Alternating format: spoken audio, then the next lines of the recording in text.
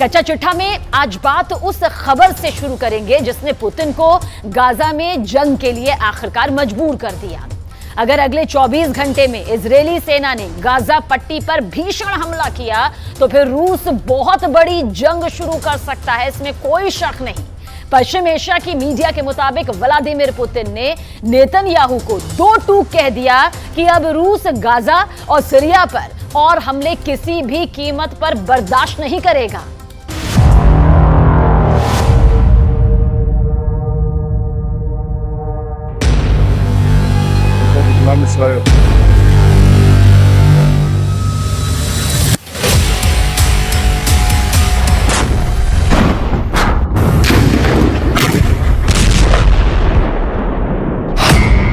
बंद करो गाजा में कदम, पुतिन की जंगी धमकी।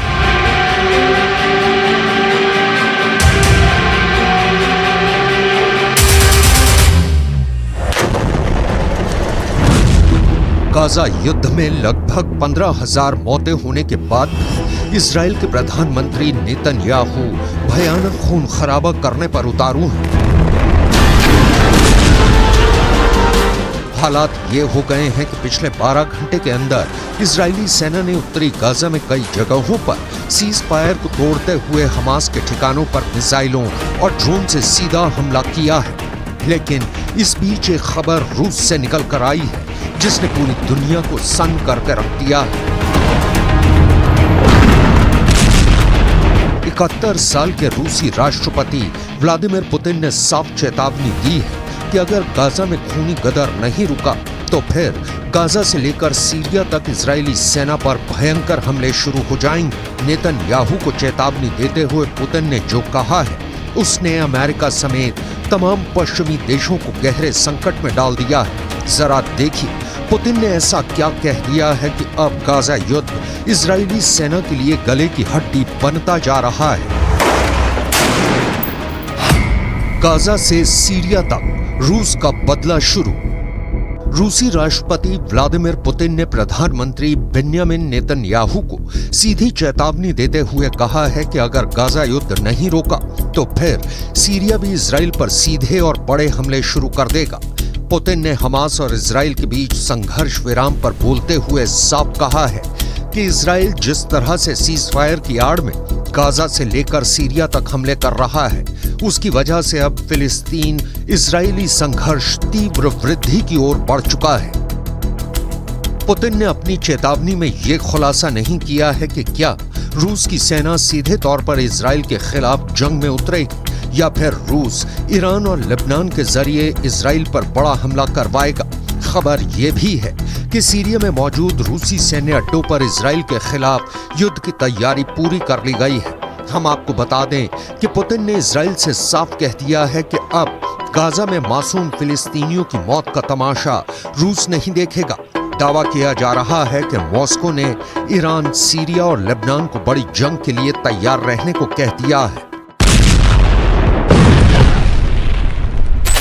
Кровавый переворот на Украине в 2014 году, за которым последовала война киевского режима против своего народа на Донбассе, это не потрясает? А истребление гражданского населения в Палестине, в секторе Газа сегодня, не потрясает?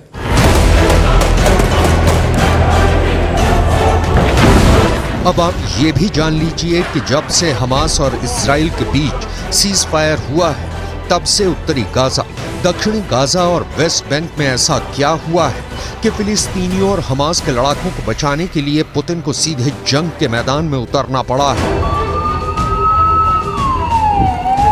मिडिल ईस्ट और रूसी मीडिया के दावों के मुताबिक इजराइल ने पिछले 36 घंटे में हमास के एक बहुत बड़े कमांडर को सीज फायर के दौरान ही जबरदस्त हमले में मार डाला है।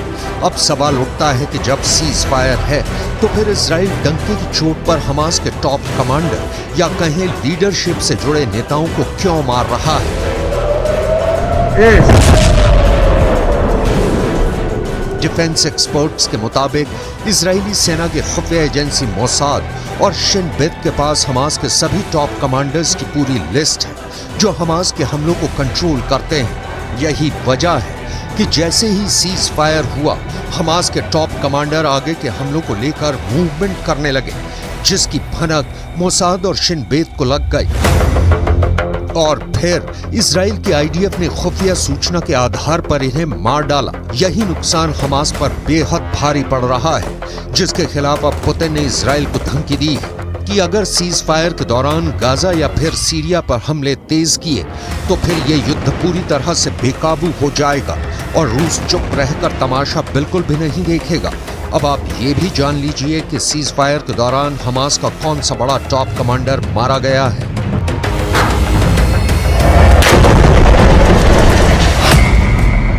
हमास के 2 टॉप कमांडर्स को इजरायली सेना ने इस तरह से मारा है कि यही नहीं पता चल पाया कि उन्हें सीज फायर के दौरान मारा गया या फिर पहले मारा गया। हमास ने खुद 26 नवंबर को पुष्टि की है कि हमास के उत्तरी ब्रिगेड के 2 कमांडर मारे गए हैं। हमास के मुताबिक आईडीएफ ने उत्तरी ब्रिगेड के कमांडर अहमद अल घंडौर को हवाई हमले में मार डाला है। इससे पहले आईडीएफ ने हमास के कमांडर अहमद अल घंडौर को मारने की 3 बार कोशिश की थी। इसके अलावा हमास की उत्तरी ब्रिगेड में रॉकेट डिवीजन के कमांडर आयमान सियाम को भी आईडीएफ मार चुकी है। हमास के मिलिट्री विंग के मुताबिक हमास के कुल 5 सबसे टॉप अधिकारी मारे गए हैं। दावों के मुताबिक ये सभी टॉप कमांडर युद्ध विराम शुरू होने से मारे गए हैं, जबकि कुछ रिपोर्ट में दावा किया गया है कि सीज फायर के दौरान इजरायली सेना की स्पेशल फोर्स ने हमास के 5 कमांडर्स की टारगेट किलिंग की है।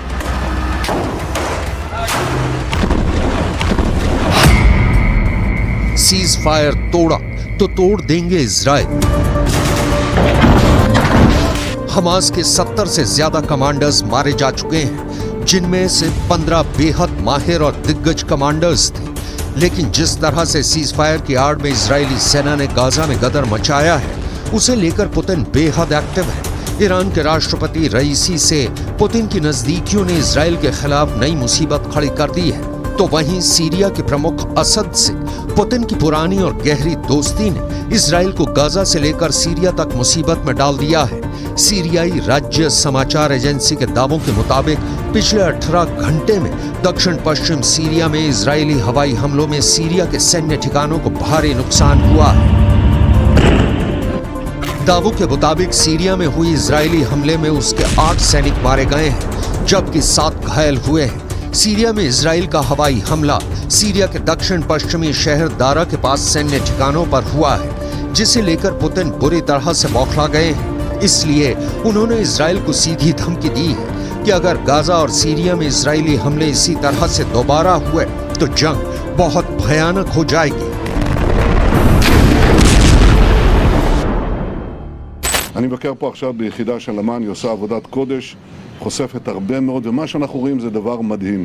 אנחנו רואים בעצם שהתושבים, האזרחים בעזה למעלה, מגנים על כל הטרוריסטים למטה. הם בנו עיר תת-קרקעית להגן על עצמם, והם מקריבים את האזרחים למעלה. זה בדיוק הפוך מצבא הגנה לישראל.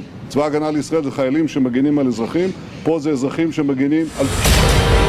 इधर हमास के द्वारा बंधकों की रिहाई के दौरान एक बड़ी हैरान करने वाली खबर सामने आ रही है। रूस को अपना सबसे वफादार दोस्त मानने वाले हमास ने रूसी बंधकों को लेकर ऐसा ऐलान कर दिया है जिसने पुतिन के कद को दुनिया भर में काफी ऊंचा कर दिया है। हमास के वरिष्ठ अधिकारी ने दावे के साथ ऐलान किया है कि हम रूस और राष्ट्रपति पुतिन का बहुत सम्मान करते हैं, इसलिए गाजा में बंधक रूसी नागरिकों को हमास बिना शर्त रिहा करने जा रहा है। हमास के टॉप लीडर ने पुतिन को सम्मान देते हुए बयान दिया है कि रूसी बंधकों को रिहा करके हमास पुतिन को सच्चे दोस्त होने का सम्मान दे रहा है।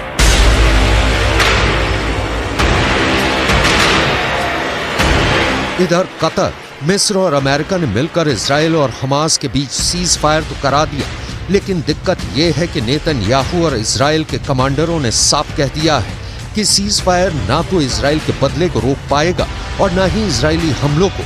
हम हमास का पूरी दुनिया से खात्मा कर देंगे। इधर कुछ मिडिल ईस्ट की मीडिया ने दावा करना शुरू कर दिया है कि गाजा पट्टी में 20,000 से ज्यादा लोग मारे गए हैं, जिनकी संख्या 1967 में इजराइल अरब युद्ध में मारे गए लोगों से कहीं ज्यादा है।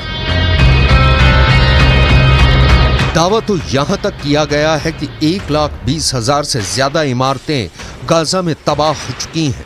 अब ऐसे हालात में दावे किए जा रहे हैं कि रूस गाजा से लेकर सीरिया तक इजरायली हमलों को काउंटर करने का मन बना चुका है, क्योंकि यूक्रेन के युद्ध में पुतिन ने अकेले दम पर नेटो और अमेरिका को थका डाला है और यूक्रेन पुतिन से जंग लगभग हार चुका है। अब ऐसे हालात में पुतिन का हौसला 7वें आसमान पर है, इसलिए वो गाजा से लेकर सीरिया तक इजरायली सेना को मटिया मेट करने की तैयारी में जुट चुके हैं।